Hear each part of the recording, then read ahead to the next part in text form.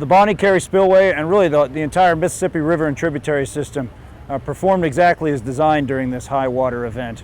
It diverted water from the Mississippi River into Lake Pontchartrain to ensure that the flows past Greater New Orleans didn't exceed the 1.25 million cubic feet per second threshold.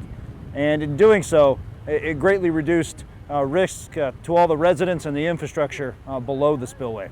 With the river falling now, after this high water event, we've now crossed well below that trigger of 1.25 million cubic feet per second. So last week we began closing the spillway at the rate of approximately 30 bays per day, and we're closing the final bays today.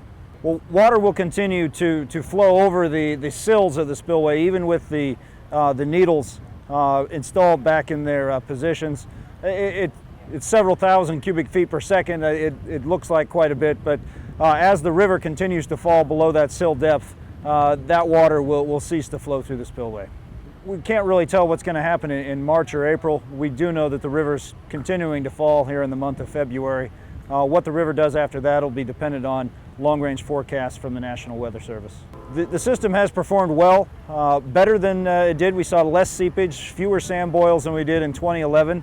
So the repairs that were made after the flood event of 2011 were certainly effective and made a difference during this high water event.